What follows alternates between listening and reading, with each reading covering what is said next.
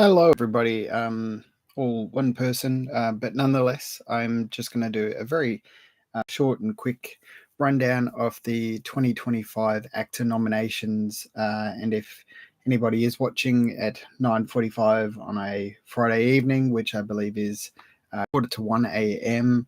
on Saturday morning for Eastern States folks, please drop a comment or anything like that if you wish. But nonetheless, I'm just going to kind of run through the AACTA Award film nominations, and then I'll provide a little bit of feedback and guidance as to, well, candid input as to how I feel about the awards themselves.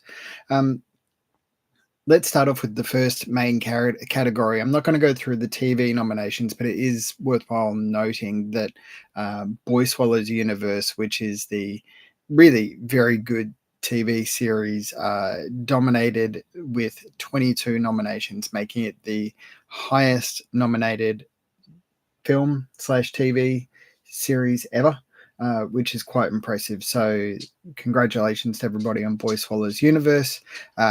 If you like the show, head over to thecurb.com.au. You can listen to a chat with Lee Tiger Haley, which I did earlier this year when he got a Rising Star nomination.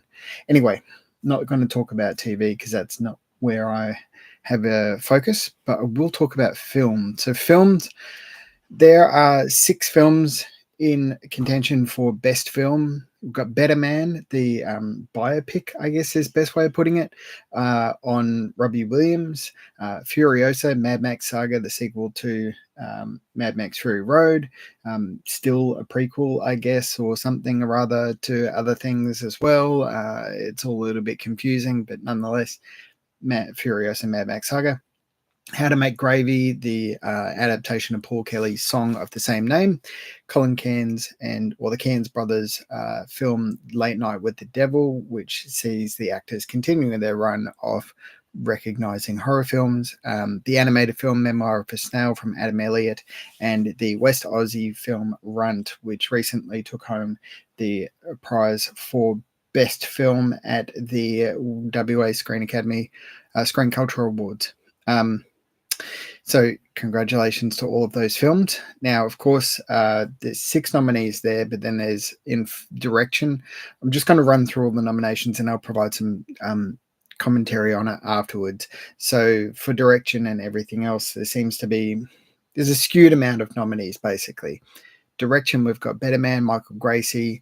Furiosa, Mad Max Saga, George Miller. How to Make Gravy, Nick Waterman. Late Night with the Devil, Colin Cairns and Cameron Cairns, and then Memoir of a Snail, Adam Elliott. And of course, Run didn't get a Best Director nomination there. Exact same list of films are nominated for Best Screenplay. Years ago, the AACTA Awards had Best Adapted Screenplay and Best Original Screenplay. Without any real kind of notification, they reduced it down to just Best Screenplay, so they combined both the adapted screenplay and the original screenplay into one category. So that's why you'll note that some of these are adaptations of things. Again, How to Make Gravy and Furiosa, but it is what it is. So Better Man, Furiosa, How to Make Gravy, Late Night with the Devil, and Memoir of a Snail all nominated for Best Screenplay. Then we head over to Best Indie Film. Best Indie Film, it's a little bit of a confusing category, but basically they have a determination on how much the film was cost to make and things like that, and that's what makes it eligible to be considered the best indie film. But we've got Before Dawn, Bird Eater, Christmas, Just a Farmer, The Emu War, and You'll Never Find Me. Some very good films in there. So congratulations to those nominees. Again, I'll talk about them a little bit later on. So they're the main kind of categories, and I'm just going to run through their acting nominations as well. It's a little bit scattered, the press release for it, so just bear with me. Best Lead Actress in a Film, we've got Laura Gordon in Late Night with the Devil, Sarah Snook, Memoir of a Snail.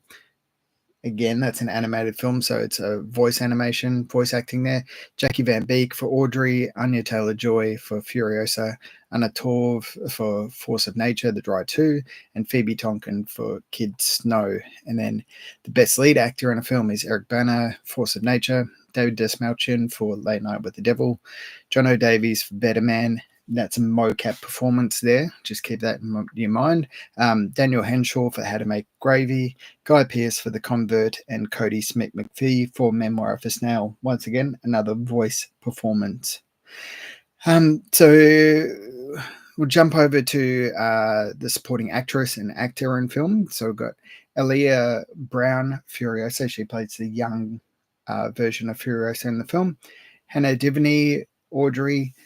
Kate Mulvaney, Better Man, Kate Mulvaney for How to Make Gravy. Congratulations, Kate, for 2 nominations there. Ingrid Torelli, Late Night with the Devil, and Jackie Weaver. Once again, another voice acting nomination for Memoir of a Snail.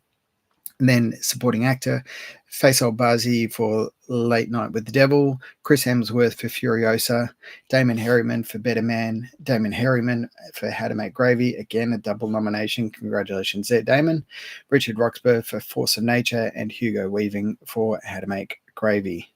So lots of nominations there for How to Make Gravy, which will slip over to Best Original Song. Of course, the film itself is based on Paul Kelly's song. It got 2 nominations for Best Original Song, Dream On and Fine, both written by Meg Washington, Electric Fields and the Prison Choir. Fine was written by Meg Washington, Brendan McLean and the Prison Choir. Better Man also got a nomination for Forbidden Road, Side by Side in Runt, which is a Paul Kelly song, curiously, and Streetlights for the wonderful indie film Under Streetlights. So congratulations there. Slipping over to Best Documentary, we've got Horse Named Winks, Every Little Thing, Midnight Oil, The Hardest Line, Otto by Otto, Porcelain War, The Musical Mind, A Portrait in Process. And again, I've already run through the Best Indie Film.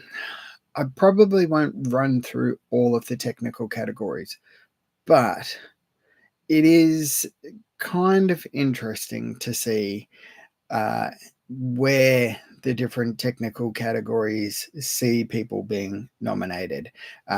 So say, for example, we have in Best Visual Effects or Animation films like Alien, Romulus, Better Man, Furiosa, The Fall Guy, and Transformers 1 all getting nominated. So to keep in mind, obviously, some of those films aren't really Australian films, but a lot of the work was done here in Australia, so that's why it can get nominated. Best Cinematography, Better Man, Force of Nature, Furiosa, Late Night with the Devil, Memoir of a Snail. See a bit of a pattern coming out here. But I want to just skip over to the Best Sound, right? And so for Best Sound, we have Better Man, Furiosa, How to Make Gravy, Late Night with the Devil, and Memoir of a Snail. The reason why I want to jump into talking about sound before I really kick off into talking about other comments about the nominations themselves is that for sound, it's very strange. Like, if anybody has seen some of the nominees for the indie films that were in contention there, specifically You'll Never Find Me, you'll know that one of the major strong points of that particular film is sound. Why was sound not a consideration? How does How to Make Gravy get a nomination for Best Sound in Film when You'll Never Find Me, which is all about sound, it's an oral experience, doesn't get a nomination? It's very, very strange. And these kinds of things, to me, as an outsider looking in, really expose their difficulties and the problems that the AACTA Awards are facing. And I won't get on the soapbox right here about what is good, what is bad about the AACTA Awards. I've written many different pieces about what I think needs to change about the AACTA Awards, and no doubt I'll write something else in the future about what I feel needs to change about the AACTA Awards. And I want to stress, these are not bad nominations. I'm really happy with the films that get nominated. I don't know if I'm still embargoed now that it's getting nominations and stuff, but I think that Better Man is a really excellent film. It's a superb representation of the talent that is possible within Australia. It is full of energy, excitement, There is a particular sequence in the film, which is a one-shot sequence that is done to Rock DJ. It's one of the most invigorating scenes I've ever seen. I know that Robbie Williams is obviously much loved in Australia, so there is that kind of Australian connection, but it was all shot here in Melbourne. So that's really nice to see. I think that's a great film. And it's nice to see as well that the AACTA Awards, while there might be a little bit of a step backwards in some ways, and I'll get talking about that shortly, it is nice to see that there is a progressive stance to accepting that performance capture, motion capture performances can be considered for awards, that voice performances can be considered for awards. It is wonderful to be able to go, great, finally some change. John O'Davies is really good in Better Man. Like, he has so much excitement and so much personality, and when people finally get to see that film, they'll be able to go, wow, he is, yeah, okay. Once you get past the fact that Robbie Williams is played by an ape in the film, he's really great in it. And just as the voice acting that is in Memoir of a Snail is really superb. So I'm super excited and glad that, the work that Sarah Snook and Cody Smith McPhee and Jackie Weaver do for that film is recognized. That's hugely valuable. And it's up against some, human performances, for want of a better term. Again, as I mentioned, I'm also really glad that Late Night with the Devil got nominations across the board. It is really superb after seeing Talk to Me and Sissy getting nominations throughout the years, and then go back, a decade now that the Babadook got nominations. That in itself is super exciting. It's great to see that horror is being respected, not just in the technicals, but also with performances. Laura Gordon, I'm always thrilled to see Laura Gordon get nomination. I think she's absolutely phenomenal. She's one of the best working actresses we've got in Australia at the moment. So her getting a nomination for Best Lead Actress is phenomenal. David Desmalchian is also great too, because he has such this tonal difference in the film. And of course, the Cairns brothers getting nominated for Best Director is a delight too. So congratulations to that. Please, more horror. Like, it is a legitimate thing. Just have respect for it, like the actors are doing. Also, I'm really stoked that Audrey, a film which I think is just absolutely delightful. If you're in Perth, it'll be screening at Perth Film Festival right now. I think Hannah Devaney, it steals the film. I think she's absolute delight. She's hilarious in the film. It's a delight. If you like dark comedy, then please seek it out. Like, I think it's a really, really good film. Just as same as Jackie Van Beek is just brilliant. Like, it goes into some really dark places, but I think if you're on board with dark comedy, then Audrey is going to sing right for you. With that said, let's use that as a jumping off point to talk about the negative stuff of the AACTA Award nominations, which there are many negative things. And while I haven't completed doing my best Australian films of the year list, I certainly do feel that there are, 2024 has been a bit of a weaker year, and that's, again, when I write up my list and write up the commentary about it, there's a whole reason behind it. The funding, short version is the funding that the federal government put into screen production really dropped off for 2024. They boosted a bunch during the COVID years to encourage production, and then that just dropped off, and that's fine. But unfortunately, that has meant that there's not been as many great films, or rather as many films as possible, which makes it difficult. However, with that said, it's all the more reason to support and amplify and to shine a light on the work that is being made in the independent sphere. And, I know the Audrey was certainly made with state funding in Queensland, and that's really good. It certainly deserved Best Actor and Best Director and Best Picture nominations. I would have given a nomination for Lou Sands' script as well. I think that's a really great script.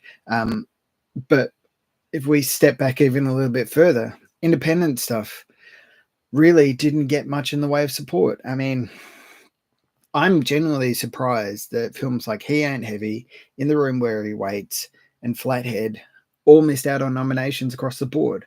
Um, Not only are they phenomenal films, their scripts are great. He Ain't Heavy has some of the best performances um, that I've seen in years. And everybody I talk to who has seen that film, it comes up to me and they say, that's one of the best Australian films I've ever seen. Why aren't more people talking about it? Why isn't there more attention on it? And I don't know. I know we certainly gave it a lot of support via The Curb. I think it is a really great film, just as we gave a lot of support for In the Room Where He Waits. Daniel Monks gives one of the performances, if not the performance of the year, I feel, in that film. I think that he's absolutely phenomenal. Again, it's another horror film. It's brilliant stuff. And to see both of them not recognized, and then to see Flathead not recognized, which is again one of the best Australian films I've seen in a long time. These are really phenomenal films, and yet they're not there. And I do wonder if part of the reason why it is because they're films that are made with small crews, or maybe there's only one producer, or two producers, small budget, whatever, that kind of thing. Or they don't have a lot of names in them. Like He Ain't Heavy, In the Room Where He Waits, both very small cast films. For He Ain't Heavy, there's 3 or 4 people there who are really playing in it quite a bit, and that's about it. In the Room Where He Waits is mostly just Daniel Monks. Flathead, again, is also just kind of one person going through a town and existing. And what I'm trying to get at here is that the AACTA Awards are very much, I hesitate to say it's a scratch your back kind of thing, but it almost feels like it is a scratch your back kind of thing. Like, great, there's a reason why a film like Better Man or Elvis for last year, or the year before last, sorry, or Furiosa gets nominated, because so many people work on it. It keeps people employed. So of course they want to see themselves get recognized. And that's not a problem. But then what happens is that the recognition of the work that is taking place outside of those screen body funded films doesn't happen. That is, unless you're Hugo Weaving and you're in a film like The Rooster, where he gets a nomination and Phoenix Wright gets a nomination. That's deserving last year. But the breakthrough for independent films across the board into those other categories just doesn't happen. I don't know what Darren Gilshanan had to do to get a nomination for Christmas, like, besides give a great performance, one of the best performances of last year. Like, he's phenomenal in that film. And yet Heath didn't get a director nomination, script nomination. The script is phenomenal. Score or songs, acting or anything. Like, for Christmas to get a nomination for indie film is phenomenal. It's a great, great film. But that realistically should have been nominated across the board. Like, I'm sorry, Eric Bana, I like you. I think you're really good. But getting a nomination for Force of Nature, The Dry 2, are you kidding me? Like, it just, it doesn't make any sense at all. It really, really doesn't. And yet, because he's Eric Bana, that's why he gets a nomination. And that's just a way of exposing the issues and the difficulties that face the AACTA Awards. Like, what is their purpose? Besides being able to say, here are the films that we think are good. I am a little bit, like, I've been reading a little bit today because I've had these nominations for 24 hours effectively, and I've been stewing on it a bit. And I really think that the perspective that the AACTA Awards needs to take going forward is not just a industry open awards perspective and just letting anybody who is part of the industry or is eager to buy a general membership vote in the awards. I think I think they need to step back and recognize, a little bit like the BAFTAs did years ago, although it seems that they've changed tack recently, or the Gotham Awards that they do, that they need to establish a nominating committee. So I'm just going to read directly from the Gotham Awards website, where it says the nominating committees for the Gotham Awards. Committees are comprised of film and TV critics, journalists, film curators, festival programmers, and others not directly engaged in the production and distribution of films and television. Will review submitted films and programs that meet the criteria and determine the final nominees in the competitive categories. And then you have the final selection juries and award voting. A final jury of distinguished filmmakers will determine the winners in each category. Final juries are frequently comprised of directors, writers, producers, editors, actors, directors of photography, and others directly associated with making films and television. Executives of companies which release or sell films do not participate in these selections at any stage. My perspective on the AACTA Awards is that if they really want to recognize the brilliance and the greatness that is taking place within Australia right now, implement something like that. Implement something that encourages connection with the community, the film community, that encourages people like festival programmers or critics like myself who can drive what is actually taking place in Australian film right now and be able to say, this is good, this is not good, right? I think we'll shine a spotlight on this, vote for this, that kind of thing.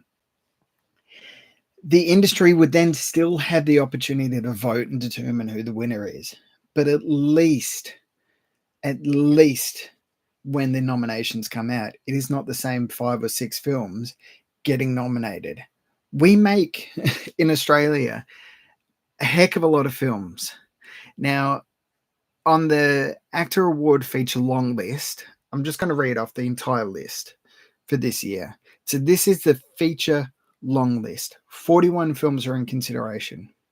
So from A down to Y, here they are. So we've got A Grand Mockery, Audrey, Before Dawn, Better Man, Bird Eater, Blue Canaries, Christmas, Double or Nothing, Flathead, Force of Nature, The Dry 2, Furiosa, Mad Max Saga, He Ain't Heavy, How to Make Gravy, In the Room Where He Waits, In Vitro, Jones's Family Christmas, Just a Farmer, Kid Snow, Late Night with the Devil, Memoir of a Snail, Residence, Runt, Sahela, Sting, Take My Hand, The EGN, The Convert, The Correspondent, The Demon Disorder, The Emu War, The Gift That Gives, The Mugai, The Sloth Lane, The Switchblade Sisterhood, The Way, My Way, Time Addicts, Under Streetlights, Unsung Hero, What About Sal, Windcatcher, and You'll Never Find Me.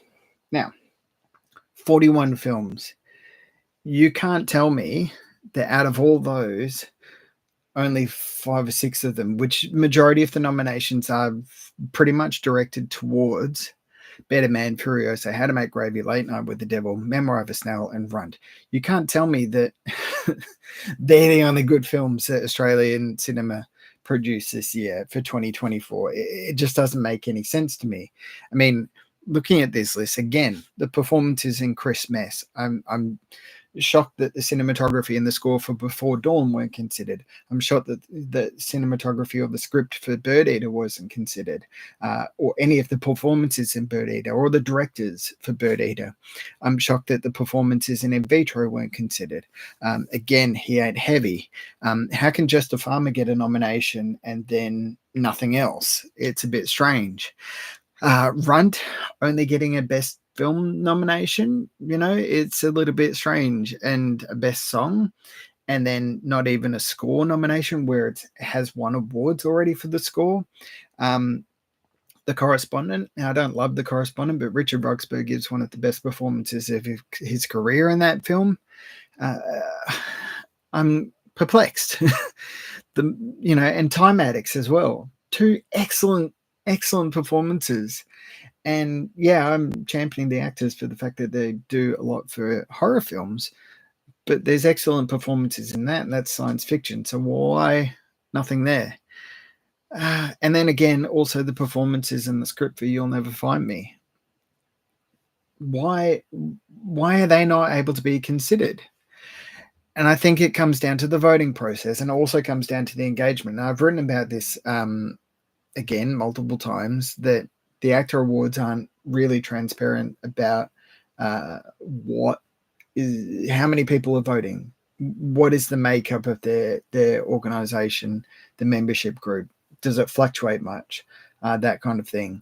I would love to find out what the numbers are, so we journalists or people writing that film a little bit more informed as to who are deciding what is worthwhile being recognized at the AACTA Awards. It's a little bit perplexing, to be honest. I'm a little bit surprised. And again, I say this to not take away from the fact that there are some really great films nominated this year. Again, like, superb stuff. I'm so stoked that Bird Eater got a nomination and Chris Mess got a nomination. You'll Never Find Me got a nomination. I have so much respect for Jack Clark, Jim Weir, Heath Davis, Indiana Bell, and Josiah Allen. I think that they're all the future of Australian film right there. They're phenomenal filmmakers. And, you know, it's great that they're getting nominated for indie film. Superb, but why not anything else? You know, by all accounts, the critical reception for a film like Furiosa is not great. And while there are fans of How to Make Gravy, I'm not one of them. I don't think that it's a really great film. But yet it gets 15 nominations across the board. Is it because everybody in Australian film is part of it? Possibly. So there's a lot of back scratching going on there. I try not to be cynical about it, because, again, there's a film like Better Man, which is distinctly not an Australian film, but it's a great film, and I'm glad that it's there getting nominations. We don't always have to tell Australian stories on screen. I mean, Late Night with the Devil is effectively not an Australian story, even though it is distinctly Australian in style and tone. Anyway, it's a long way of saying they're the AACTA Award nominations for 2025. Whenever they come out, I get excited because I love seeing the AACTA Awards. Like, I'm a huge, huge supporter of them. I do love what they do. They represent what Australian cinema is and can do. But each year, just like every awards body, and I'm part of a bunch of them, you know, each year it's a little bit disheartening when certain films that you can visibly see are just phenomenal don't get recognized. And all I can do as a critic is point them out and highlight them in my end of year list and say, this is a great film, this is not a great film, this is what I feel, this is what I don't feel, that kind of stuff.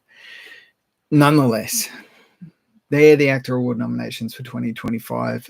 If you've watched this or listened to it, I really appreciate it. I will put my soapbox away. Congratulations to all the nominees. To everybody who was in contention and didn't get nominated, it doesn't mean you're any less of a filmmaker or a storyteller. Your film is still valid and important. I'm stoked that you're all recognized. Just because you didn't get recognized this year doesn't mean you won't get recognized in the future. Nonetheless, in January, I'll be publishing my Best Australian Films of the Year list, so keep an eye out for that. That is on thecurb.com.au. Thank you, everybody, for watching or listening. And yeah, I will see you again in the future on the next one, as I say.